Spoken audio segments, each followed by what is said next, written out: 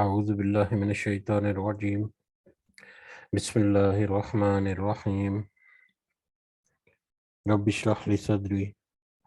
ويسر لي أمري واحلل عقدة من لساني يفقه قولي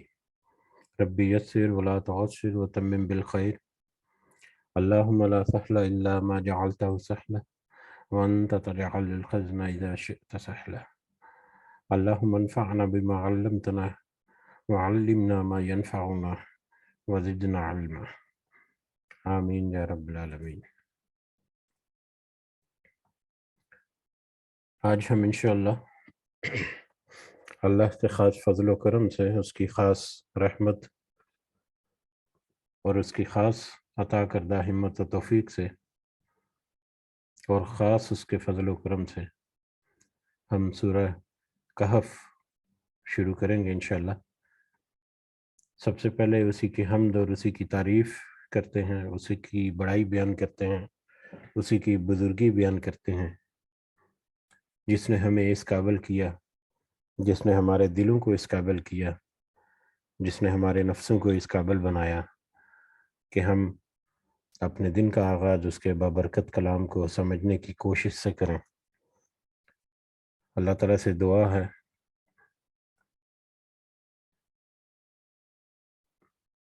یہ آواز نہیں آ رہی، یہ باقیوں کی بھی آواز نہیں آ رہی کیوں میرے پاس تو یہاں پر آواز ٹھیک ہے، یہ باقی کوئی بتائے گا آواز آ رہی ہے؟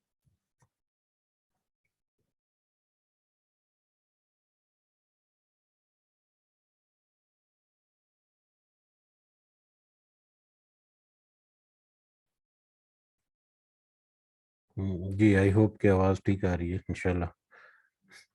جی سب سے پہلے ہم اسی کی حمد اور شکر کرتے ہیں جس نے ہمیں یہ ہمت و توفیق دی، اور اس کے ساتھ دعا ہم کرتے ہیں کہ اس میں اللہ تعالیٰ ہمیں استقامت نصیب فرمائے،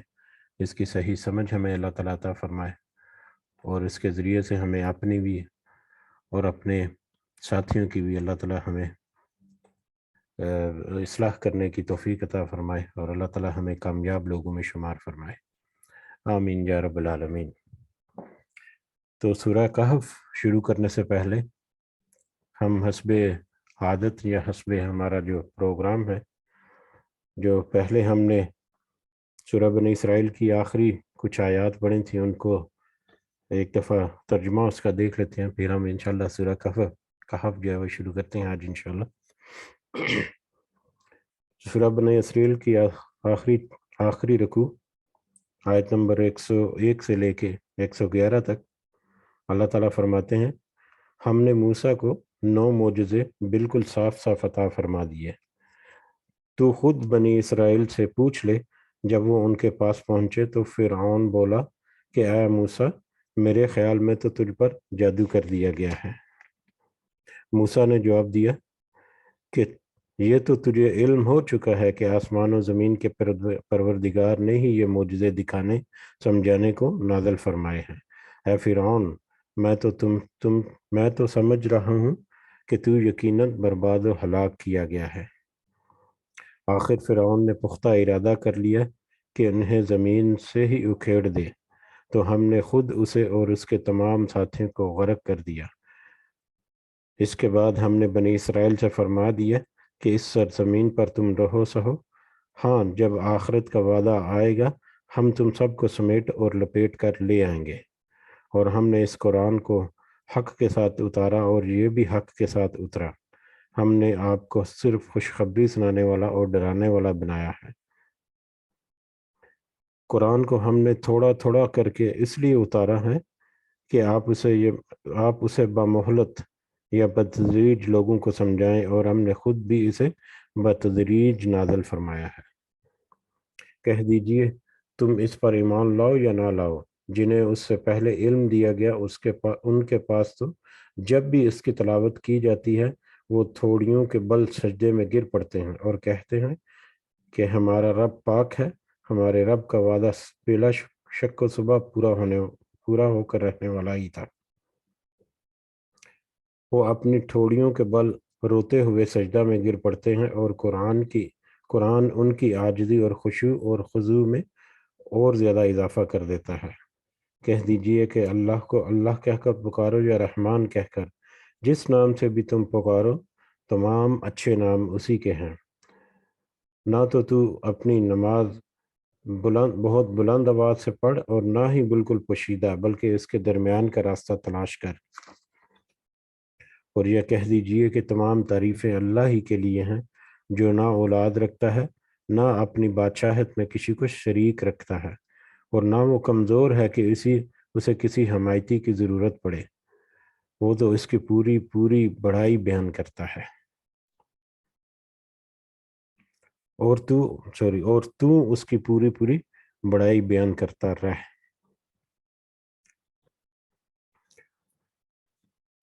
اس کے ساتھ ہی ہم آج سورہ کہف بھی شروع کرتے ہیں۔ سب سے پہلے تو ہم اللہ کا خاص شکر ادا کرتے ہیں کہ جس نے ہمیں اس مجلس کو قائم و دائم رکھنے میں، اور خاص کر آپ سب لوگوں کو، میں خاص کر آپ لوگوں کے لیے اکثر دعا کرتا ہوں کہ جو ذریعہ ہیں اس محفل کو یا اس مجلس کو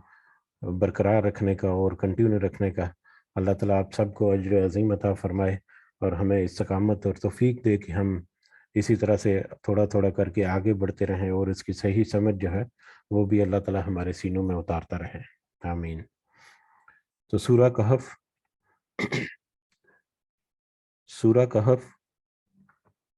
یہ مکی سورہ ہے، یعنی مکہ کے دور میں نازل ہوئی،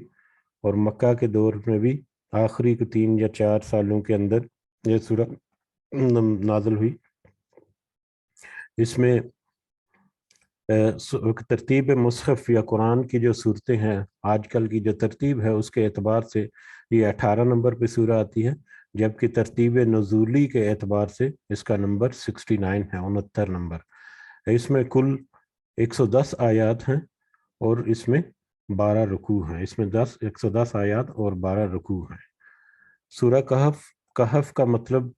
غار کا ہے، غار۔ اسی سورہ مبارکہ میں اصحاب الکہف یا غار والے اصحاب جو ہیں، غار والے لوگ، ان کا واقعہ جو ہے بڑی تفصیل کے ساتھ اللہ تعالیٰ نے ذکر کیا ہے۔ اسی مناسبت سے اس کا نام الکہف رکھا گیا ہے۔ فضیلت کے اعتبار سے یا اہمیت کے اعتبار سے یہ سورہ جو ہے یہ ہمارے لیے ایک خاصی اہمیت رکھتی ہے۔ مختلف احادیث ہیں، مختلف طرح کی روایات ہیں، ان سب کو اگر اکٹھا کر کے سمجھنے کی کوشش کی جائے تو اس سورہ مبارکہ کی پہلی 10 اور آخری 10 آیات کو یاد کرنے والا اور ان کو پڑھے گا، جو ان کو یاد کرے گا اور ان کو پڑھے گا، اس کو اللہ تعالیٰ فتنہ و دجال سے محفوظ رکھیں گے۔ یہ صحیح مسلم کی روایت اور کچھ اور احادیث سے ہمیں پتہ چلتا ہے کہ اس کی پہلی 10 آیات اور آخری 10 آیات کو یاد کرنا اور ان کی تلاوت کرنا، یہ فتنہ دجال سے محفوظ رہنے کا ذریعہ ہے اللہ تعالیٰ کے خاص فضل و کرم سے۔ اسی طرح سے کچھ اور روایات کے مطابق، جس میں مستدرک الحاکم اور صحیح البانی اور کچھ دوسری جو کتابیں ہیں ان میں بھی کچھ روایات کے مطابق جو اس کی جمعہ کے دن جو اس سورہ کی تلاوت کرے گا تو آئندہ جمعے تک کے لیے ایک خاص نور کی روشنی اس کے ساتھ رہے گی، یا اس کے لیے ایک خاص نور کی روشنی رہے گی۔ یعنی جو شخص ایک جمعہ کے دن اس کی تلاوت کرے گا تو اگلے جمعے تک وہ ایک اللہ تعالیٰ کی ایک خاص نور کی روشنی میں رہے گا۔ اسی طرح سے ایک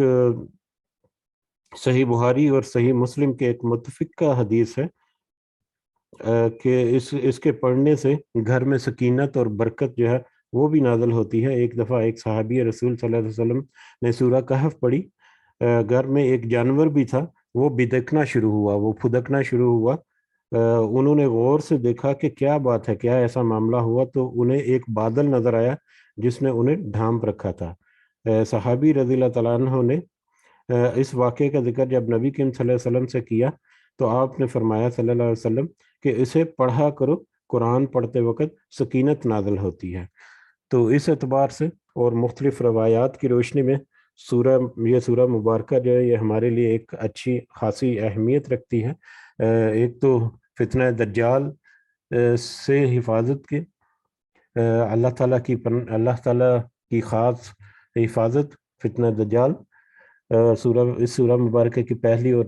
آخری 10 آیات کو یاد کرنا اور ان کا تلاوت کرنا۔ اللہ تعالیٰ مجھے بھی توفیق دے اور ہم سب کو اللہ تعالیٰ ہمت و توفیق دے کہ ہم اس پر عمل کر سکیں۔ اس کے علاوہ جمعہ کے دن اہتمام کے ساتھ اسے پڑھنا یہ بھی اچھی اہمیت، اور اس کے علاوہ روٹین میں بھی اس سورہ مبارکہ کی تلاوت کرنے کی ایک خاص اہمیت ہے۔ بہرحال اس سورہ مبارکہ کا جو پس منظر یا شان نزول کے بارے میں کچھ روایات سے ہمیں پتہ چلتا ہے کہ مشرکین مکہ نے نبی کریم صلی اللہ علیہ وسلم سے سوال پوچھے، اور وہ یہ سوال جو ہیں یہ مدینہ کے کچھ یہودی یا یہودیوں کے گروہ کے ساتھ ان کی ملاقات ہوئی، ان مشرکین مکہ کی، تو اس میں یہودیوں نے مشرکین یا ان مکہ والوں سے کہا کہ آپ ذرا محمد صلی اللہ علیہ وسلم سے یہ سوال پوچھو کہ ان کی بابت وہ کیا اشارہ کرتے ہیں یا کیا جواب دیتے ہیں۔ تو 3 سوال جو ہے ان کا ذکر آتا ہے کہ 3 سوال یہودیوں کے ذریعے، یعنی ان مشرکین کے ذریعے یہودیوں نے پوچھے نبی کریم صلی اللہ علیہ وسلم سے، اور ہمیں یہ پتہ ہے کہ وہ گاہے بگاہے اس طرح کے سوالات جو کہ عام فہم نہیں ہوتے تھے یا جن کی زیادہ اویئرنیس نہیں ہوتی تھی، تو اس کے بارے میں وہ پوچھتے تھے تاکہ ان کو کوئی رستہ یا کوئی ایسی بات مل جائے جس کے بیس پر وہ ڈنڈورا پیٹتے رہیں۔ تو یہ 3 سوال تھے۔ سب سے پہلے تو روح کیا ہے، نمبر 2 اصحاب کہف کا کیا واقعہ ہے، اصحاب کہف کے بارے میں، اور نمبر 3 ذوالقرنین کے بارے میں۔ تو اس میں پھر اب جو روح کے بارے میں تھوڑا سا تذکرہ کچھ اور جگہوں پر بھی آیا، اور سورہ بنی اسرائیل میں بھی ہم نے پڑھا ابھی ریسنٹلی۔ تو روح کے بارے میں تو الگ سے ایک جواب جو ہے وہ اللہ تعالیٰ کی طرف سے مل گیا، لیکن اصحاب کہف اور ذوالقرنین کے بارے میں تفصیل جو ہے یا ان کے سوالوں کا تفصیل کے ساتھ جواب جو ہے وہ اس سورہ مبارکہ میں اللہ تعالیٰ نے عطا کر دیا۔ اور اصحاب کہف یا ذوالقرنین جو بھی واقعات اس قرآن مجید میں آئے ہیں اس کی بابت ہم پہلے سے ذکر کر چکے ہیں کہ جب کسی واقعے کو تفصیل کے ساتھ ذکر کر دیا گیا قرآن مجید میں تو یہ ایک فائنل تصدیق شدہ ایک واقعہ جو ہے وہ اس میں درج ہو گیا جو حقیقت پر مبنی ہے۔ اس میں اب بہت سارے من گھڑت قسم کی روایات اور من گھڑت قسم کے واقعات اور مطلب مختلف طرح کی سٹوریاں اور کہانیاں جو مختلف قوموں میں مختلف ملکوں میں رائج ہوتی ہیں، ان میں کچھ حقیقت ہوتی ہے، کچھ اپنی طرف سے افسانے جمع کیے ہوتے ہیں، لیکن جب قرآن میں کوئی سٹوری آ گئی اور قرآن کے ساتھ جو مطابقت یا کمپیئر کریں تو جو انفارمیشن ہمیں قرآن میں مل گئی وہ انفارمیشن تو اسی طرح سے اٹل حقیقت کے طور پر ہمیشہ رہے گی، کیونکہ وہ سچ رہے گا۔ لہٰذا اگر کوئی اپنی سٹوریز کو فائن ٹیون کرنا چاہتا ہے یا ان کی اتھینٹسٹی چیک کرنا چاہتا ہے تو وہ سٹوریز جو قرآن مجید میں موجود ہیں ان کو کنسلٹ کرے گا تو اس کو یقیناً ایک حقیقت پر مبنی سٹوری جو ہے وہ اس کو مل جائے گی۔ اسی طرح سے اصحاب کہف کا جو واقعہ ہے اس میں بھی ایسا ہی ہے کہ بہت سارے مختلف قومیں اور مختلف ملکوں اور مختلف قبیلوں میں مختلف ناموں سے یہ سٹوری جو ہے وہ ملتی ہے، جیسے کہ سٹوری آف سیون سلیپرز کے نام سے رومنز میں بھی اور ترک میں بھی یہ سٹوری جو ہے وہ پائی جاتی تھی، عیسائیوں میں اور یہودیوں میں۔ اس کے علاوہ مختلف طرح کے اس کے اوپر جو مطلب تحریریں جو ہیں وہ کی گئی تاریخ مختلف اوراق سے اور یہ وہ، لیکن ہمیں جو یہاں پر اصل حقیقت پر مبنی جو واقعہ ہے وہ ہمیں سورہ کہف میں انشاءاللہ پڑھنے اور سمجھنے کو ملے گا۔ تو ہم سب سے پہلے دعا کرتے ہیں کہ اس کی صحیح سمجھ ہمیں اللہ تعالیٰ عطا فرمائے۔ ابھی آج ہی ہم دیکھیں گے کہ سورہ یہ اصحاب کہف کا واقعہ شروع ہو جائے گا پہلے ہی رکوع میں، تو اس میں پھر اس کی مختصر جو انٹروڈکشن ہے اصحاب کہف کا وہ بھی ہم دیکھ لیں گے تاکہ اس کے مطابق پھر آگے چلتے جائیں۔ تو شروع کرتے ہیں انشاءاللہ سورہ کہف سے۔ اعوذ باللہ من الشیطان الرجیم۔ الحمدللہ الذی، سب تعریف اس اللہ ہی کے لیے ہے، سب تعریف الحمدللہ ساری کی ساری تعریف اور سارا کا سارا شکر یہ صرف اس اللہ کے لیے ہے، الذی انزل علی عبدہ الکتاب، جس نے نازل کی اپنے بندے پر یہ کتاب، جس نے اپنے بندے پر یہ قرآن مجید جو ہے یہ قرآن نازل کیا. وَلَمْ يَجْعَلْ لَهُ عِوَجًا، اور نہیں اس نے رکھی اس میں کوئی کجی. سب سے پہلے اس اللہ کی حمد، اللہ کی تعریف اور اسی کا شکر ہے کہ جس نے یہ بابرکت کلام جو کہ رحمت بھی ہے اور ہدایت بھی ہے سارے کے ساری بنی نوع انسان کے لیے، اور خاص کر ان لوگوں کے لیے جو ایمان لے کر آتے ہیں، کیونکہ یہ کتاب ان کے ایمان میں اور زیادہ اضافہ اور مضبوطی لاتی ہے. تو سب سے پہلے تو اس کی تعریف اور حمد جو ہے وہ کہ جس نے اپنے بندے پر یہ رحمت بھری اور یہ نور بھری کتاب جو ہے وہ نازل کی، اور پھر وَلَمْ يَجْعَلْ لَهُ عِوَجًا، اور اس نے نہیں رکھی اس میں کوئی کجی، اس میں کوئی کمی، اس میں کوئی کوتاہی یا اس میں کوئی ٹیڑھ نہیں رکھا. ہر چیز اس میں بڑے اہتمام کے ساتھ، حقیقت پر مبنی دلائل کے ساتھ اور بہت ہی ٹھوس معلومات کے ساتھ مطلب اللہ تعالیٰ نے پیش کر دی، اور جو جو ریکوائرمنٹس انسان کی ہیں وہ ساری کی ساری اس میں رکھ دی، اور ایگزیکٹلی اسی طرح سے رکھ دی جس طرح سے انسان کو ضرورت ہے. جتنی انسان کا علم ہونا چاہیے، جتنا اس کو اپنی اصلاح کے لیے ضرورت ہے، وہ ساری کی ساری معلومات اس قرآن میں اللہ تعالیٰ نے جمع کر دی، اور اس کی فردر ایکسپلینیشن جو ہے وہ حدیث اور سنت کی شکل میں بھی ہمارے پاس موجود ہے. تو یہ تو اللہ کا بہت بڑا کرم ہے جو ہمارے اوپر ہے، جس کی وجہ سے ہم اللہ تعالیٰ کا شکر اور تعریف کرتے ہیں کہ اس نے ایک اپنے بندے پر یہ بغیر کسی کجی کے، بغیر کسی ٹیڑھ کے، یا بغیر کسی غلطی کے، یا بغیر کسی مشکل کے آسان صورت میں یہ کتاب جو ہے وہ نازل کی. قیمن، بالکل سیدھی، یہ کتاب جو ہے بالکل سیدھی ہے، ایک سیدھے رستے پر قائم دائم رکھنے والی ہے. لِيُنذِرَ، تاکہ وہ ڈرائے. یہ کتاب جو ہے، یہ کتاب کے ذریعے سے جو خود پڑھے یا دوسروں کو جو پڑھائے، تو یہ تاکہ یہ کتاب جو ہے وہ ڈرائے. باسن شدیدن، سخت عذاب سے، من لدنہ، جو اللہ تعالیٰ کی طرف سے ہے.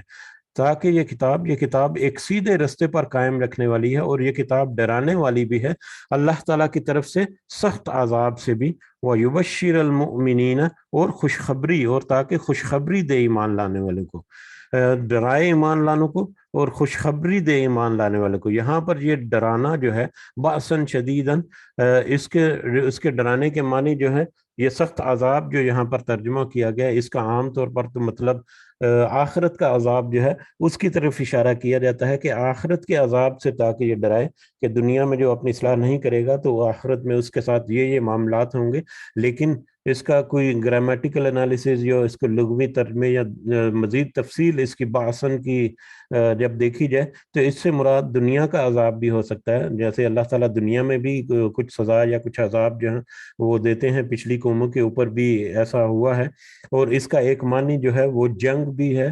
سختی اور آزمائش کے بھی ہیں، اور فقر اور فاقہ جو ہیں اس کے بھی ہیں. بہت ہی کڑی اور بہت ہی سخت آزمائش اور بہت ہی بڑی جنگ جو ہے باسن، اگر اس کو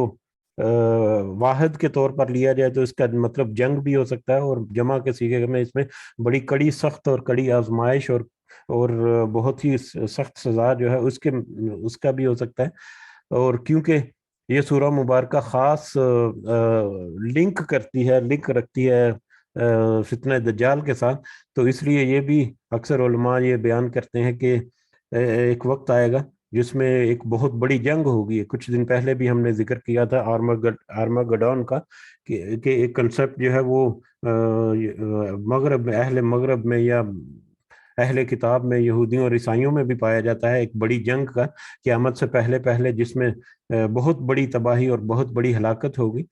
تو اور یہ فتنہ دجال جو ہے اسی کی وجہ سے ہوگی، اور اسی کے بعد یہ سارے معاملات ہوں گے. تو ایک اس کی طرف بھی اشارہ ہو سکتا ہے، ایک اس جنگ کی طرف، تاکہ اس جنگ سے ڈرائے، یا اس سخت عذاب یا سخت جو مشقت والی جو سزائیں ہیں، تاکہ اللہ تعالیٰ ان سے بھی ڈرائے. اور اس میں ہم جب تھوڑا تھوڑا کر کے ہم دیکھیں گے کہ کس طرح سے یہ سورہ مبارکہ جو ہے دجال سے بچنے کے لیے بھی ایک خاص حفاظت کا ذریعہ جو ہے وہ بنتی ہے. تو اس اعتبار سے دیکھا جائے تو یہ دنیا کی یہ ایک قیامت سے پہلے جو ایک بڑی شدید قسم کی جنگ یا ایک بڑی کڑی آزمائش یا مومنوں کے اوپر جو آئے گی، یہ اس کی طرف بھی اشارہ کرتی ہے آیت کا یہ حصہ، کہ تاکہ یہ ڈرائے یا تاکہ یہ اس کے ذریعے سے وارننگز مل جائے ان لوگ اس سخت عذاب کی جو اللہ تعالیٰ کی طرف سے آنے والا ہے، وہ یبشر المؤمنین، اور تاکہ یہ خوشخبری دے ان سب ایمان لانے والوں کو۔ اب جو اس کتاب پر ایمان لاتے ہیں اور اس کے مطابق اپنے آپ کو ڈھالنے کی کوشش کرتے ہیں، ان کے لیے خوشخبری ہے کہ وہ تو اس عذاب جو دنیا میں اگر کوئی سزا یا عذاب جو بھی یہاں پر تذکرہ ہے، یا آخرت کا تو یقیناً ہے، تو اس سے بھی وہ محفوظ رکھنے کے لیے ان کو بہت ہی ہدایت اور رہنمائی فراہم کرتی ہے۔ تو یہ تو بشارت ہے پھر ان لوگوں کے لیے جو ایمان لانے والے ہیں، الذین یعملون الصالحات، اور وہ صرف منہ زبانی منہ کلامی صرف ایمان نہیں لے کر آ رہے، بلکہ وہ عمل بھی کرتے ہیں نیک۔ ایمان لانے کے ساتھ ساتھ جو نیک عمل کرتے ہیں ان کے لیے یہ خوشخبری ہے، اور وہ خوشخبری کیا ہے؟ ان لہم اجرا حسنا، کہ بے شک ان کے لیے ایک اچھا اجر ہے، کہ بے شک جنہوں نے جو ایمان لائے اور اس کے ساتھ ساتھ جو نیک عمل بھی کیے، اور نیک عمل کرنے کا مطلب ہے کچھ سختیاں، کچھ مصیبتیں، آزمائشیں جو ہیں وہ بھی انہوں نے جھیل لیں، اور اس کے بعد صبر و شکر کرتے ہوئے اپنی زندگی کو گزارا، تو ان کے لیے پھر ایک اچھا اجر ہے، ایک اچھا اجر۔ وہ اچھا اجر جو ہے وہ جنت کی شکل میں یا جنت کی صورت میں اللہ تعالیٰ عطا فرمائیں گے،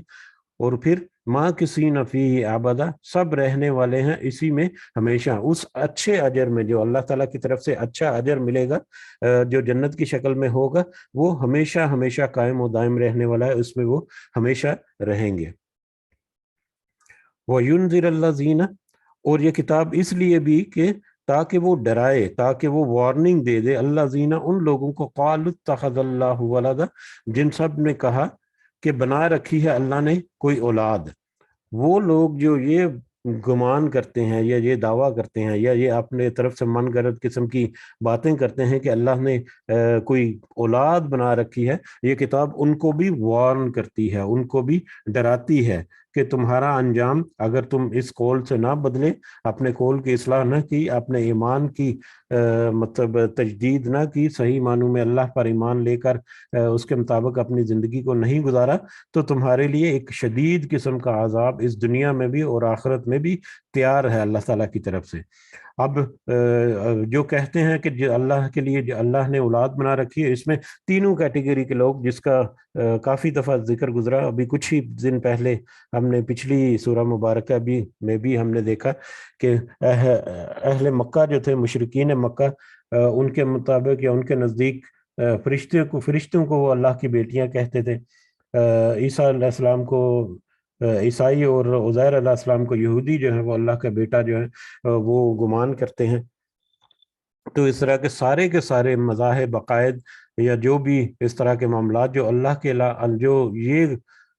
دعویٰ کرتے ہیں کہ اللہ کی کوئی اولاد ہے کسی بھی طور پر، تو یہ سب کو یہ وارننگ دیتی ہے یہ کتاب کہ تم ٹھٹک جاؤ، تم اپنی اصلاح کر لو، ورنہ تمہارے لیے ایسی سخت سزائیں جو ہیں دنیا میں بھی اور آخرت میں یقیناً تیار ہیں۔ ما لہم بہ من علم، نہیں ان کو اس کا کوئی علم۔ اب یہ جو اولاد، اللہ تعالیٰ کی اولاد رکھنے کے بارے میں جو غلط بیانی کرتے ہیں ان کے بارے میں، کہ ان کو کوئی کسی قسم کا کوئی علم نہیں، ولا لآبائہم، نہ ہی ان کے باپ دادوں کو، نہ ہی ان کے آباء و اجداد کا، نہ ہی ان کو اس بات کا کوئی صحیح علم ہے، نہ ہی ان کے باپ دادوں کا، یعنی بغیر کسی دلیل کے، بغیر کسی شہادت کے، بغیر کسی سند کے وہ باتیں کرتے ہیں، اور بس نسل در نسل وہ باتیں ان کی جو ہیں وہ ٹرانسفر ہوتی چلی آ رہی ہیں۔ ان کے لیے تو کوئی ٹھوس علم نہیں ہے اس کے بارے میں جو وہ باتیں کرتے ہیں۔ کابورت، بہت بڑی غلط بات، غلط کلمتاً بات ہے، تخرج من افواہم، جو ان کے منہوں سے نکلتی ہے، ان کے منہوں سے ایک بہت ہی بڑی غلط بات نکلتی ہے۔ ان یقولون الا کذبا، نہیں وہ سب کہتے مگر جھوٹ، ایک بہت ہی بڑی غلط اور جھوٹی بات جو ہے وہ ان کے منہوں سے نکلتی ہے۔ فَلَعَلَّكَ بَاخِعٌ نَفْسَكَ، پس کہ شاید آپ ہلاک کر ڈالنے والے ہیں، نفس کا، اپنے ہی نفس کو۔ نبی کریم صلی اللہ علیہ وسلم کو اب یہاں پر خطاب کیا جا رہا ہے کہ شاید کہ آپ اپنی جان کو ہلاکت میں ڈالنے والے ہیں، علی آثارہم، ان کے پیچھے، یعنی ان مشرکیوں کے پیچھے، مشرکین مکہ کے پیچھے، ان لم یؤمنوا بہذا الحدیث آسفا، کہ اگر وہ نہ سب لائیں ایمان اس بات پر یا قرآن پر افسوس کرتے ہوئے، شاید کہ آپ اب یہ اس بات کا افسوس کرتے ہوئے کہ یہ مشرک لوگ جو ہے یا ان کی قوم، آپ صلی اللہ علیہ وسلم کی قوم جو ہے وہ اس کتاب پر ایمان نہیں لے کر آئے، اس کا افسوس کرتے ہوئے شاید آپ اپنے آپ کو ہلاکت میں ڈالنے والے ہیں۔ اس کے بارے میں بھی کافی دفعہ تذکرہ ہوا کہ نبی کریم صلی اللہ علیہ وسلم کی بڑی شدید خواہش تھی کہ وہ ان کی ساری قوم یا سارے لوگ جو ہیں ان کے، وہ سارے کے سارے جو ہے اس کتاب پر ایمان لے ہیں، تو لیکن یہ تو اللہ تعالیٰ کی طرف سے ہے کہ جس کو وہ ہدایت بخشے اور جس کو وہ گمراہ رکھے۔ تو یہ نبی کریم صلی اللہ علیہ وسلم کی شدید خواہش تھی، اور یہ کچھ ہی عرصہ پہلے ہم نے کچھ آیات کے سلسلے میں دیکھا تھا کہ نبی کریم صلی اللہ علیہ وسلم کے اوپر بے تحاشا دباؤ تھا مختلف طرح کا، معاشرے میں معاشرتی اعتبار سے بھی، مسلمانوں کے اعتبار سے بھی، جو نان مسلمز ہیں جو ان کا رویہ ہے اس اعتبار سے بھی، اور طرح طرح کے ان کے اوپر دباؤ جو ہے وہ ڈالے پڑ جاتے تھے، اور اس میں یہ بات جو ہے وہ بھی قدر اضافہ کرتی تھی کہ وہ ان کو بڑی پریشانی یا بہت زیادہ شدید خواہش تھی کہ میرے لوگ جو ہیں یا میری قوم جو ہے، میری امت جو ہے وہ ساری کی ساری اس کتاب پر ایمان لے رہا ہے۔ ان جعلنا، بے شک ہم نے بنایا، بے شک ہم نے بنایا اسے، ما علی الارض، جو کچھ ہے زمین میں، زینتن، زینت، جو کچھ زمین پر ہے ہم نے بے شک اسے زینت بنایا، لہا اس کے لیے، یعنی زمین کے لیے، لنبلوہم، تاکہ ہم آزمائیں انہیں، ایہم، ان میں سے کون، احسن عملا، زیادہ اچھا عمل کرنے والا ہے یا زیادہ اچھا عمل کرتا ہے۔ بے شک ہم نے بنایا اس زمین پر جو کچھ ہے اس کو اس زمین کے لیے زینت، اور یہ اس لیے بنایا تاکہ ہم اس کے ذریعے سے انسانوں کو آزما سکیں کہ ان میں سے کون اچھا عمل کرتا ہے۔ دنیا کے اوپر زینتیں بہت مختلف طریقوں سے، بہت ساری آیات جو ہیں وہ بھی گزر چکی ہیں، آگے بھی آئیں گی، اور ان کے اوپر مختلف انداز سے ہم نے تھوڑی سی بات بھی کر سکی کہ دنیا میں جتنی بھی رونقیں ہیں، دنیا کی جتنی یہ زینتیں ہیں یا دنیا کی جتنی یہ اٹریکشنز ہیں، وہ ساری کی ساری دھوکہ اور دکھاوا ہیں، جو ساری کی ساری ایک غلط راستے کی طرف رہنمائی کرتی ہیں، جبکہ جو ان دنیا کی رونقوں سے اور دنیا کے ان اٹریکشن سے اپنے آپ کو بچا کر یکسو ہو کر جو اللہ کے احکامات پر عمل کرنے کی کوشش کرتا ہے، تو وہی اصل کامیابی ہے۔ تو دنیا کی زینتیں، دنیا کی ہر طرح کی جو بھی باتیں جو اٹریکٹ کرتی ہیں ایک انسان کو، اور وہ اٹریکٹ کر کے اس کو اللہ کی یاد سے غافل کرتی ہیں، اللہ کی یاد سے دور کر لیتی ہیں، وہ ساری کی ساری بے شمار چیزیں، اور ہم دیکھتے ہیں کہ آج کل دنیا کے اوپر جو زینتیں ہیں وہ بڑھتی ہی جا رہی ہیں، یہ بڑی بڑی بلڈنگز اور روشنیاں اور کمکمے اور لینڈسکیپز اور اس طرح کے معاملات، اور بڑے بڑے مالز، اور ان میں لوگ جاتے ہیں اور سارا دن وہاں پر گزارتے ہیں اور اپنا وقت ضائع کرتے ہیں، اپنا پیسہ ضائع کرتے ہیں، پھر یہ سوشل میڈیا اور انٹرنیٹ اور بے شمار چیزیں، جو ہر چیز جو اس دنیا میں اٹریکٹ کرتی ہے انسان کے دل کو یا اس کی عقل کو یا شعور کو اپنی طرف، اور وہ اللہ سے دور کھینچ کر لے جاتی ہے، تو یہ ساری کی ساری چیزیں جو ہیں دیکھنے میں بڑی خوبصورت اور بڑی پرزینت لگتی ہیں، لیکن در حقیقت ان کے پیچھے ایک بہت بڑا عذاب جو ہے وہ چھپا ہوا ہے، جو دنیا کی آنکھ سے دیکھنا ایک انسان کے لیے محال ہے۔ صرف اللہ تعالیٰ کی ان آیات کے ذریعے سے، نبی کریم صلی اللہ علیہ وسلم کی احادیث اور سنت کے ذریعے سے ان کو بہت قریب سے دیکھا جا سکتا ہے، جانا جا سکتا ہے، اور بہت آسانی سے سمجھا جا سکتا ہے، لیکن اس کے لیے اچھا عمل چاہیے۔ یہ اسی لیے کہا کہ تاکہ ہم ان کو آزمائیں، تاکہ آزمائیں انہیں کہ ان میں سے کون اچھا عمل کرتا ہے، کون اس ساری نصیحت کو دیکھ کر، پڑھ کر، سمجھ کر، سن کر اس کے اوپر اپنے آپ کو قائم رکھتا ہے اور اس کے مطابق اپنی اصلاح کرتا ہے۔ تو یہ دنیا کی رونقوں کے بارے میں بہت دفعہ ذکر ہو چکا، وہ حدیث جو ہے وہ میرے ذہن میں آ گئی، اس کو صرف ایک دفعہ یاد دہانی کے لیے، کہ جب جنت اور دوزخ تخلیق کی اللہ تعالیٰ نے، تو جبریل کو بھیجا علیہ السلام کہ جاؤ جنت اور دوزخ کو، بہت لمبی حدیث ہے مختصر الفاظ میں، کہ جبریل کو بھیجا کہ جنت اور دوزخ کو جا کر دیکھ کے آؤ، اس کا نظارہ کر کے آؤ۔ تو جب جبریل علیہ السلام جنت اور دوزخ دے کر واپس اللہ کی طرف آئے، تو اللہ تعالیٰ نے کہا کہ کیا تم نے دیکھا؟ تو جبریل امین نے کہا کہ یا اللہ جہنم جو ہے یہ تو اتنی ہولناک ہے کہ مجھے نہیں لگتا کہ کوئی بھی خواہش کرے گا کہ وہ اس میں جائے، اور جنت جو ہے وہ اتنی خوبصورت ہے اور اتنی پرکشش ہے کہ ہر بندہ، ہر انسان جو ہے وہ، ہر کوئی جو ہے وہ یہ خواہش کرے گا کہ میں جنت میں چلا جاؤں۔ تو پھر اللہ تعالیٰ نے جنت کو آزمائشوں سے اور کچھ مشکلوں سے اور کچھ تکلیفوں سے ڈھانپ دیا، اور جہنم کو آسانیوں سے اور دنیا کی کچھ رونقوں سے اور بڑی پرکشش چیزوں سے جہنم کو ڈھانک دیا۔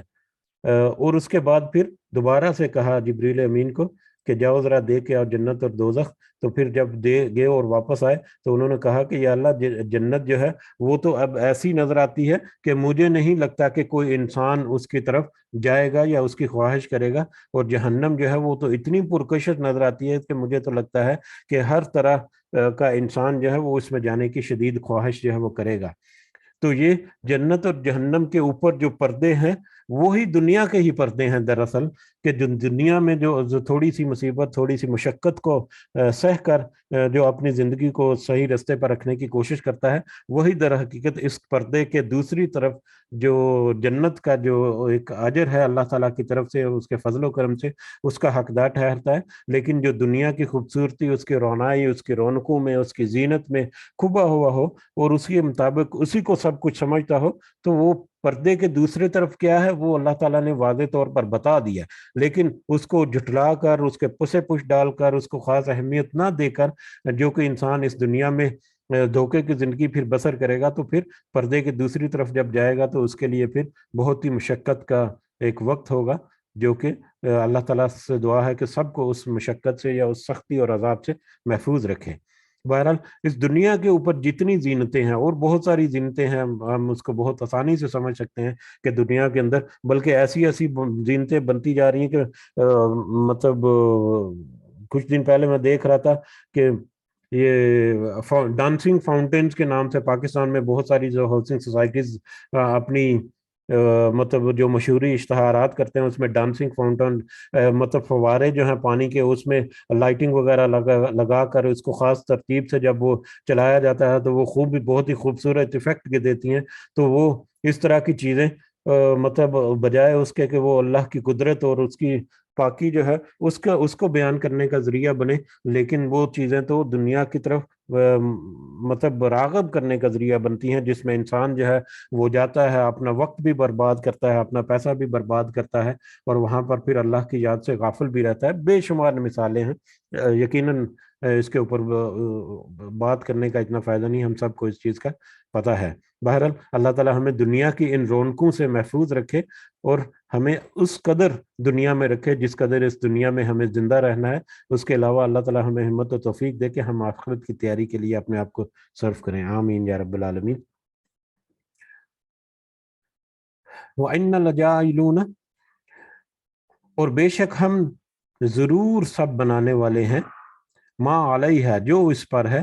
سعیدن جرزا ایک چٹیل میدان۔ اس دنیا کی رونقیں یا دنیا کے اوپر جو کچھ ہے وہ سب کچھ تو ہے، لیکن عنقریب ہم اس کو ضرور ایک چٹیل میدان بنانے لگے ہیں۔ جب حشر کا میدان یا قیامت جو ہے وہ پپا ہوگی تو سب کا زمین کے اوپر جو ہے سب کچھ تباہ و برباد کر دیا جائے گا۔ ایک سفید چٹیل میدان، ایک پلین سطح، ایک ہموار زمین جو ہے وہ اللہ تعالیٰ تیار کر دیں گے، جس کے اوپر سے یہ سارا اس کے بعد کے جو منزلیں ہیں وہ ہوں گی۔ تو عنقریب یہ دنیا کی رونقیں جو ہیں یہ تباہ و برباد ہونے والی ہیں، اور اللہ تعالیٰ اس کو ضرور ایک چٹیل میدان جو ہے وہ بنا دینے والے ہیں۔ ام حسبت، کیا آپ نے خیال کیا ہے، ان اصحاب الکہف، کہ بے شک یہ غار والے، والرقیم اور قطبے والے، کہ بے شک یہ غار والے اور قطبے والے، کانوا من آیاتنا عجبا، کہ وہ تھے سب ہماری نشانیوں میں سے ایک عجیب نشانی۔ کیا آپ خیال کیا ہے، یا کیا آپ نے خیال کیا ہے، یا آپ یہ سمجھتے ہیں کہ یہ غار والے اور قطبے والے جو ہیں یہ اللہ کی عجیب نشانیوں میں سے ایک نشانی ہے؟ ایک تو یہ ہے کہ اللہ کی عجیب نشانی ہے، یا اللہ کی مافوق الفطرت قسم کی نشانی ہے، جس کے اوپر انسان جو ہے اس کی عقل جو ہے وہ دنگ رہ جاتی ہے اور اس کو یقین کرنا مشکل ہوتا ہے۔ اس طرح کی عجیب، تو کیا آپ نے یہ اصحاب کہف اور اصحاب الرقیم جو ہے ان کو ہی اللہ کی عجیب نشانیاں تصور کر لیا ہے، جبکہ اللہ تعالیٰ نے تو اس سے بہت بڑے بڑے معجزے جو ہیں وہ عطا کیے ہیں، زمین و آسمانوں اور زمین کے پیدا کر دینا اور ان کے سارے نظاموں کو ترتیب دینا اور ان کو مسلسل چلاتے رہنا، یہ تو اللہ تعالیٰ کی بہت بڑی حکمتوں سے ایک بڑی حکمت یا ایک قدرت ہے۔ اور پھر اس میں انسان کو مٹی سے پیدا کرنا اور اس کے پھر آگے نسل چلانا اور اس کا سارا ڈیٹا جو ہے وہ پہلے سے محفوظ رکھ دینا تقدیر کی شکل میں، نہ صرف انسان کا بلکہ پوری کائنات کا، تو اللہ تعالیٰ کی تو مطلب قدرت جو ہے وہ تو بے پناہ ہے۔ تو آپ یہ چھوٹی سی نشانی جو ہے اس کے اوپر ہی تعجب کر رہے ہیں، ٹھیک ہے؟ تو ایک تو یہ نشانی تعجب کیوں کرتے ہیں یا یہ تعجب، اور دوسرا اب اصحاب کہف کا یہاں پر واقعہ جو ہے وہ شروع ہوتا ہے کہ اصحاب کہف اور اصحاب الرقیم، اگر اس کو ہم تمہید یا انٹروڈکشن کے طور پر دیکھ لیں، یقیناً آپ سب نے بہت دفعہ یہ سنی ہوگی سٹوری، بہرحال کیونکہ ہم ترتیب کے ساتھ چلیں گے تو آگے تفصیل جتنی آئے گی یا جس ترتیب کے ساتھ آئے گی یا جس خوبصورتی کے ساتھ آئے گی اسی کو ہم اسی طریقے سے کور کرنے کی کوشش کریں گے، لیکن اس کا جو بیک گراؤنڈ ہے وہ تھوڑا سا، اس میں سے کچھ پوائنٹ ہیں وہ ہمیں آگے آیات کے میں اس کی طرف ریفرنس جب آئے گا تو ہم دیکھیں گے۔ تو ایک تمہیدی طور پر ہمیں سمجھ لینا چاہیے اصحاب کہف، اردو میں اس کو غار والے ساتھی یا غار والے لوگ جو ہیں اس کے نام سے بھی جانا جا سکتا ہے۔ تو یہ ایک واقعہ ہے، دور کے اعتبار سے یا زمانے کے اعتبار سے اس میں کچھ اختلاف ہے، کچھ علماء جو ہے وہ کہتے ہیں کہ یہ حضرت عیسیٰ علیہ السلام سے بہت پہلے کا واقعہ ہے، بنی اسرائیل میں یا یہودیوں میں، اور اس کی وجہ وہ یہ کہتے ہیں کہ کیونکہ یہودی، یہ سوال جو نبی کریم صلی اللہ علیہ وسلم کے پوچھا گیا صاحب کہف کے بارے میں، تو یہودیوں کی طرف سے یہ سوال جو ہے وہ آیا تھا جو مشرکین مکہ نے پوچھا، اور یہودی جو ہیں وہ تو یقیناً حضرت عیسیٰ علیہ السلام کو انڈورس نہیں کرتے یا ان کی مخالفت کرتے ہیں، تو اس وجہ سے یہ غالب گمان ہے کہ یہ اس سے بہت پہلے کا واقعہ ہے۔ لیکن اکثر علماء کی اکثریت جو ہے، مفسرین کی اکثریت جو ہے وہ یہ حضرت عیسیٰ علیہ السلام کے آسمان پر اٹھائے جانے والے واقعے کے بعد کا یہ واقعہ، تقریباً 70 یا 80 سال بعد کا یہ واقعہ جو ہے تصور کرتے ہیں یا بیان کرتے ہیں۔ بھارت اس وجہ سے ہمیں یہ غالب گمان یا زیادہ امید یہی ہے کہ یہ واقعہ حضرت عیسیٰ علیہ السلام کی پیدائش کے تقریباً 100 سال بعد کا واقعہ کہہ لیں، ٹھیک ہے؟ اب یہ واقعہ کچھ یوں ہے کہ اس ایک بستی کا یا ایک قوم کا یا ایک ملک بادشاہ جو ہے وہ بت پرست تھا، اس بادشاہ کے مختلف نام جو ہیں، اس کی مختلف سٹوریاں ہیں، یہ بھی ایک اہم ہے ہمارے لیے جاننا کہ یہ سٹوریز جو ہیں مختلف ناموں سے مختلف قوموں میں موجود ہیں، اور رومنز میں بھی یہ سٹوریز ہیں، ویسٹ میں بھی اس طرح سے ملتی جلتی سٹوریز ہیں، یا تو اس میں سیون سلیپرز کے نام سے جیسے ابھی ذکر ہوا تھا اس کے انٹروڈکشن میں کہ اس نام سے بھی بہت ساری اس کے اوپر موویز بھی بن چکی ہیں اور بہت سارے اس کے اوپر افسانے اور ناول جو ہیں وہ بھی لکھے جا چکے ہیں۔ بہرحال جو صحیح اتھینٹک انفارمیشن جو ہے وہ ہمیں قرآن سے ملے گی، تو ہم جب پڑھیں گے تو ہم دیکھیں گے اس کو۔ بہرحال ایک بادشاہ وقت جو ہے وہ بت پرست تھا، اور قوم جو ہے اس کو بھی بت پرستی پر مجبور کیا ہوا تھا، اور قوم میں سے اکثریت جو ہے وہ بھی بت پرستی میں ہی تھی۔ تو انہی کے درمیان سے ایلیٹ کلاس میں سے اچھے کھاتے پیتے گھرانے میں سے کچھ لوگ، ان کی تعداد کو جو ہے اس کو زیادہ اہمیت نہیں دیتے ہم، کیونکہ قرآن مجید میں بھی اللہ تعالیٰ نے کہا کہ وہ کتنے تھے یہ زیادہ اہم نہیں، بلکہ یہ زیادہ اہم ہے کہ وہ کون تھے اور وہ ان کا کردار کیا تھا۔ تو اس لیے ان کی تعداد کو چھوڑ کر ہم کہتے ہیں کہ کچھ لوگ جو تھے وہ ان کو اللہ تعالیٰ نے خاص اپنے فضل و کرم سے ہدایت اور رہنمائی فراہم کی، اور انہوں نے بت پرستی سے انکار کر دیا، اور انہوں نے کہا کہ نہیں، ہم تو صرف ایک اللہ کی عبادت کرتے ہیں جو ساری اس کائنات کو تخلیق کرنے والا ہے۔ تو وہ لوگ جو ہیں وہ ایلیٹ کلاس سے اچھے خاصے کھاتے پیتے گھرانے کے بڑے عیش و عشرت کی زندگی گزارنے والے لوگ تھے، لیکن ان کو اللہ تعالیٰ نے ہدایت اور رہنمائی دی، اور انہوں نے بت پرستی سے انکار کر دیا، اور اپنے بھی اکٹھے ہو کر اپنی ہی کچھ عبادت کرتے یا اپنے اللہ کو پکارتے رہتے۔ تو یہ سلسلہ جو ہے، یہ واقعہ جو ہے مشہور ہوتا جب بادشاہ تک پہنچا، تو بادشاہ نے ان کو بلایا اور بادشاہ نے ان کو اپنے محل میں یا اپنے جو بھی اس کا ٹھکانہ تھا وہاں پر بلا کے اس نے کہا کہ یہ کیا معاملہ ہے، تو وہاں پر بھی بادشاہ کے سامنے انہوں نے علی الاعلان یہ کہہ دیا کہ ہم تو یہ بت پرستی جو ہے وہ نہیں کرنے والے، ہم تو ایک اللہ پر ایمان رکھتے ہیں، یا ایک ہی اللہ توحید کا وہاں پر انہوں نے اعلان کیا۔ تو بادشاہ نے ان کو مہلت دی کہ اتنے مہلت کے اندر اندر تم بت پرستی قبول کر لو، نہیں تو تمہیں سولی پر لٹکا دیا جائے گا۔ تو اب اس مہلت کا فائدہ اٹھاتے ہوئے، کیونکہ ساری کی ساری قوم یا اکثریت جو ہے وہ بت پرستی میں ہی مبتلا تھی، تو انہوں نے ایک غار میں پناہ لے لی، یا ایک غار میں وہ گئے اور وہاں پر جا کے انہوں نے ایک دعا کی۔ وہ دعا بھی آگے آئے گی، بہت خوبصورت دعا ہے۔ اس کے نتیجے میں اللہ تعالیٰ نے ان کے اوپر کرم کیا اور ان کو سلا دیا اس غار میں، اور تقریباً وہ 309 سال تک لیونل کیلنڈر جو ہے، جو شمسی کیلنڈر جو ہے اس کے مطابق 300 سال، اور جو قمری کیلنڈر ہے جو چاند کے مہینے جو ہے اس کے مطابق اگر گنا جائے تو 309 سال۔ قرآن مجید میں بھی 309 سال کا ذکر ہے کہ 309 سال تک ان کو پھر اللہ تعالیٰ نے سلائے رکھا، اور ان 309 سالوں کے درمیان وہ حکومت بھی بدل گئی، اور جو بادشاہ تھا وہ بھی اس وقت عیسائی یا اللہ کا دین جو ہے اس کو ماننے والا آ گیا، اور پھر اللہ تعالیٰ نے ان کو اٹھایا، ان کو اس نیند سے بیدار کیا۔ پھر اس کے بعد بھی ایک واقعہ ہے کہ ان کے آپس میں کلام ہے، وہ بھی ہم دیکھیں گے۔ پھر وہ ان میں سے ایک جو ہے وہ کھانا لینے کے لیے بستی میں جب گیا تو 300 سال پرانا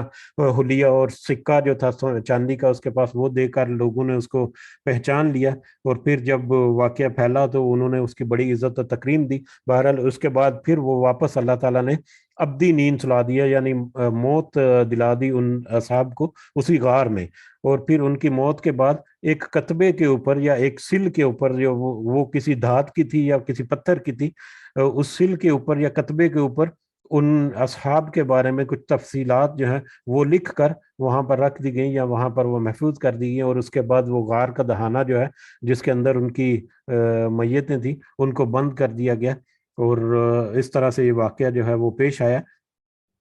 اس کی مختصر سٹوری جو ہے وہ یہی ہے۔ اس کو پھر ہم جیسے جیسے آگے بڑھیں گے تو انشاءاللہ یہ انٹروڈکشن جو ہے یہ مددگار ہوگا ہمیں اس سٹوری کو مزید نکھار کر سمجھنے کے لیے۔ تو بہرحال کیا آپ خیال کرتے ہیں کہ اصحاب الکہف جو وہی غار والے، اور اصحاب الرقیم وہ کتبے والے، کتبہ وہی جس کا ابھی ذکر ہوا کہ ان کے بعد اس واقعے کے بعد ایک کتبے کے اوپر ان کے نام اور ان کی مختصر تفصیل جو ہے وہ لکھ کر وہاں پر رکھ دی گئی تھی۔ کچھ علماء کا خیال ہے کہ یہ رقیم جو ہے اس آبادی یا اس پہاڑ کا نام بھی ہو سکتا ہے جہاں پر یہ غار جو ہے وہ موجود تھا۔ اس کے حوالے سے بھی ان کو تاریخ کے کچھ شواہد، اور آج کل اس کے قریب قریب ایک وادی جس کا نام رقیب ہے، تو رقیب جو ہے وہ کہتے ہیں ہو سکتا ہے کہ زمانے کے ساتھ ساتھ وہ نام بدلتا آسم نال جو ہے وہ رقیم تھا، وہ آہستہ آہستہ چینج ہوتا ہوتا اب رقیب ہو گیا ہے، باہر واللہ عالم۔ لیکن اکثر علماء جو ہے وہ کتبہ والے، رقیم جو ہے رقم کیا گیا، لکھا گیا، یا کتبہ جو ہے اس کے نام سے بھی منسوب کرتے ہیں۔ تو کتبے والے کتبہ جو ہے وہ اس وجہ سے کہ ان کی انفارمیشن جو ہے اس کے بارے میں وہ ایک کتبے کے اوپر لکھ کر وہاں پر رکھی گئی تھی۔ تو کیا تم ان اصحاب کہف کو اور کتبے والوں کو تم اللہ کی بڑی عجیب نشانیوں میں سے تصور کرتے ہو، جبکہ اللہ تعالیٰ کی تو اس سے بڑی بڑی قدرت، بڑی نشانیاں ہیں جو انسان کی آنکھوں کے سامنے موجود ہیں؟ اور ان نشانیوں میں عجب ان کو یہ لگا کہ اتنے 100 سال تک وہ سوئے رہے اور دوبارہ سے اللہ تعالیٰ نے ان کو اٹھا دیا۔ یہ اللہ تعالیٰ کی قدرت کی ایک نشانی تھی ان لوگوں کے لیے بھی جو یہ اس بات کا یقین نہیں رکھتے کہ اللہ تعالیٰ مرنے کے بعد دوبارہ بھی زندہ کرنے والے ہیں۔ بہرحال بہت سارے اور بھی پہلو اس میں سے نکلتے ہیں، آگے بڑھتے ہیں ہم انشاءاللہ۔ اول فتیت، جب پناہ لی ان نوجوانوں نے الکہف غار میں، فقالو تو انہوں نے کہا، جب انہوں نے بادشاہ کے ظلم و ستم سے بچتے ہوئے غار میں جب پناہ لی تو وہاں پر انہوں نے ایک دعا کی، فقالو تو انہوں نے کہا، بہت ہی خوبصورت دعا ہے، ربنا آتنا من لدنک، اے ہمارے رب تو عطا کر ہمیں، تو دے ہمیں، من لدنک اپنی طرف سے،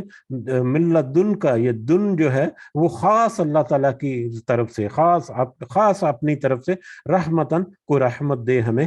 वहय्यि लना, और मुहैया फरमा हमारे लिए, मिन अमरिना रशदा, हमारे मामले में कोई रहनुमाई। जब उन्होंने गार में पनाह ली तो वहां पर जाके अपने रब से दुआ की कि ऐ हमारे रब, तू खास अपनी तरफ से हमारे ऊपर रहमत कर और ख़ास अपनी तरफ से हमारी मदद फरमा इस मामले में कि बादशाह जो है वो तो अब हमारा दुश्मन हो चुका और हमारे खिलाफ है, और हम चंद ही लोग हैं जो तेरे सामने हाजिर हुए हैं और तुझसे ये दुआ करते हैं। फिर अल्लाह ताला ने उनके ऊपर ख़ास रहमत भी की और ख़ास उनके रहनुमाई भी की। और ये बहुत ही खूबसूरत दुआ है। इस दुआ का एहतमाम करना भी चाहिए, बल्कि जो भी काम मुश्किल लगे आपको, जो जिसमें अल्लाह ताला की ख़ास हदायत और ख़ास रहनुमाई जो है वो मतलूब हो, तो उसके ऊपर ये दुआ जो है वो भी पढ़नी चाहिए। रब्बना आतिना मिन लदुनका रहमा व हय्यि लना मिन अमरिना रशदा। बहुत ही खूबसूरत दुआ है अल्हम्दुलिल्लाह। फज़रबना अला आज़ानिहिम, और तो हमने डाल दिया पर्दा अला आज़ानिहिम, उनके कानों पर, फिल कहफी सिनीन आददा, गार में, सिनीन आददा गिनती के बहुत साल, गिनती के कई साल या गिनती के बहुत सारे सालों तक हमने उनके कानों पर पर्दा डाले रखा। उनके कानों पर पर्दा डाले रखा यानी दुनिया की शोर व गुल से आज़ाद होकर वो बिल्कुल आराम से वो सोते रहे, या इसका मुख्तसर तर्जुमा कि वो फिर अल्लाह ताला ने उनको सुला दिया गार में, बहुत गिनती के बहुत सारे साल, 309 जिसका आगे जिक्र आएगा। तो अल्लाह ताला ने उनको गार में बहुत सारे सालों के लिए उनके कानों पर पर्दा डालकर दुनिया से मतलब बेपरवाह करके उनको सुला दिया। सुम्मा बासनाहुम, फिर हमने उठाया उन्हें, लीना आलमा, ताकि हम जान ले, फिर हमने उन्हें उठाया यानी उन कई सालों के बाद, बहुत सारे सालों के बाद फिर हमने उन्हें उठाया, लीना आलमा, ताकि हम जान ले, अय्युल हिज़बैनी, ताकि हम जान ले। यहाँ पर अल्लाह ताला कह रहा है कि ताकि हम जान ले। अब अल्लाह ताला को तो सारा कुछ पता है, तो अल्लाह ताला ये क्यों कह रहे हैं ताकि हम जान ले? तो उसके बारे में भी हमने पहले भी एक दफ़ा तज़किरा या जिक्र किया था, या समझने की कोशिश की थी कि इल्म जो है वो उसका खुफिया रहना वो तो एक इल्म है, लेकिन उसका जाहिर करना उसका एक दूसरा मतलब भी है। इल्म को जाहिर करना उसका एक दूसरा मतलब भी है कि किसी के पास कोई मालूमात हैं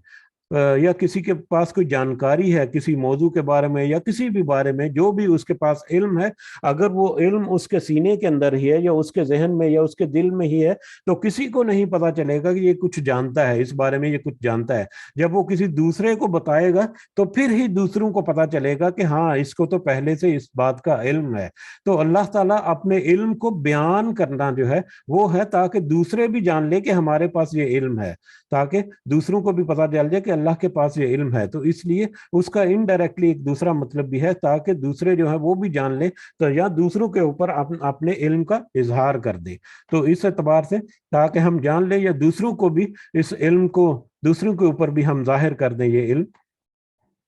महाराज फिर हमने उठाया उन्हें, उस नींद से उठाया ताकि हम जान ले, अय्युल हिज़बैनी, कि कौन दो ग्रोहों में से,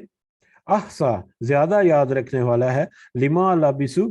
कि उस मुद्दत को, कि वो सब ठहरे रहे, आमदा उस मुद्दत तक, इस मुद्दत तक, यानी उन दो ग्रोहों में से कौन ज्यादा करीब करीब बयान करता है या जिक्र करता है कि वो इस कितनी मुद्दत तक इस गार में सोए रहे। ये मुद्दत जो है ये भी आइंदा इंशाल्लाह आएगी। उन्हीं जो लोग थे, जितने भी लोग थे, उनके दो ग्रोह बन जाए। एक ग्रोह जो है वो कहता था कि हम एक दिन या उससे कुछ ज्यादा इसमें ठहरे हैं, या एक दिन या उससे थोड़ा ज्यादा इसमें सोए हैं अभी, और दूसरा जो है वो कहता था कि नहीं, इससे कुछ ज्यादा या कुछ कम करके बताता कि इतना अरसा। तो उन दो ग्रोह में थोड़ा सा इख्तलाफ रहा वहां पर, या तो दो ग्रोहों में थोड़ी सी आपस में कन्वर्सेशन हुई, जो आगे आकर इंशाल्लाह मजीद वजाहत मिलेगी हमें कि कितनी मुद्दत तक वो इस गार में सो रहे, उसके बारे में उनकी आपस में कन्वर्सेशन थी, और आपस में थोड़ा सा एक इख्तलाफ था कि कोई कहता था कि इतनी मुद्दत तक के लिए, दूसरा ग्रोह कहता था कि नहीं, इतनी मुद्दत तक के लिए। बहरहाल हमने जब उनको उठाया ताकि हम जान लें इन दो ग्रोहों में से कि कितनी मुद्दत है, यानी ये भी उनके ऊपर सवाल था कि जरा सोच के बताओ कि तुम इस गार में कितनी मुद्दत तक सोए रहे। तो उनका जवाब में एक दिन या एक दिन का कुछ हिस्सा। तो جبکہ اللہ تعالیٰ نے تو 309 سال تک ان کو سلائے رکھا۔ یہ بھی ان کے لیے ایک سوال تھا، ان کی جانکاری کے لیے، یا ان کے دل کو مزید تقویت دینے کے لیے، کہ جب ان کو پتہ چلے گا کہ نہیں ایک دن دو دن نہیں، یہ تو مطلب 300 سے زیادہ سال تک ہم سوئے رہے، تو اس میں پھر ان کا ایمان جو ہے اور زیادہ مضبوط ہوگا۔ بہرحال اللہ تعالیٰ سے دعا ہے کہ ہم نے آج یہ سورہ کہف جو شروع کی ہے، اس کے ذریعے سے ہمیں صحیح سمجھ عطا فرمائے، ہمیں فتنہ دجال سے اللہ تعالیٰ محفوظ رکھے، ہمیں اس کی باتوں کے اوپر اللہ تعالیٰ ہمیں عمل کرنے کی توفیق عطا فرمائے۔ اس میں بہت ساری چھپی ہوئی باتیں نظر آئیں گی جن کو یقیناً ہم شاید اتنا نہ سمجھ سکیں اس مجلس میں، ایک میری کم علمی کی وجہ سے یا ایک ناقص علمی کی وجہ سے۔ تو بہرحال اللہ تعالیٰ سے دعا ہے کہ اس کی صحیح سمجھ ہمیں عطا فرمائے، اور اس کے ذریعے جو ضروری چیزیں ہیں جو ہماری اصلاح کے لیے ہمیں چاہیے، ان کو ہمارے دلوں میں اتار کر، ہمارے ذہنوں میں اتار کر، اس کے ذریعے سے ہمیں اپنی اصلاح کرنے کی بھی اللہ تعالیٰ توفیق اور ہمت عطا فرمائے۔ آمین یا رب العالمین، وما علینا الا البلاغ المبین۔ جی اگر کسی کو کچھ پوائنٹ ایڈ کرنا، اضافہ کرنا چاہتے ہیں تو کر سکتے ہیں۔ جزاکم اللہ خیرا کثیرا۔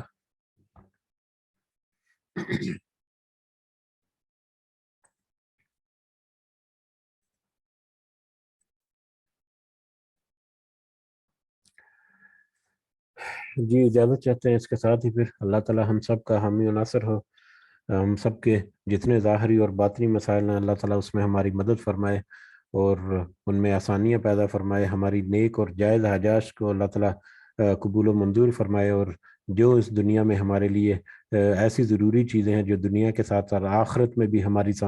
آخرت سنوارنے میں بھی ہماری مددگار ہوں، اللہ تعالیٰ سے خاص دعا ہے کہ وہ ہمیں ضرور عطا فرمائے۔ علم کے معاملے میں اللہ تعالیٰ ہمیں نافع علم جو ہے وہ عطا فرمائے، اور اس کے ذریعے سے اللہ تعالیٰ ہمیں اپنی اصلاح کرنے کی بھی ہمت و توفیق عطا فرمائے۔ رب ارحمہما کما ربیانی صغیرہ، رب ارحمہما کما ربیانی صغیرہ، رب ارحمہما کما ربیانی صغیرہ، ربنا تقبل منا انک انت السمیع العلیم وتب علینا انک انت التواب الرحیم۔ سبحان ربک رب العزۃ عما یصفون وسلام علی المرسلین والحمد للہ رب العالمین۔ سبحانک اللہم وبحمدک اشہد ان لا الہ الا انت استغفرک واتوب الیک۔ جزاکم اللہ خیرا کثیرا۔ السلام علیکم ورحمۃ اللہ وبرکاتہ۔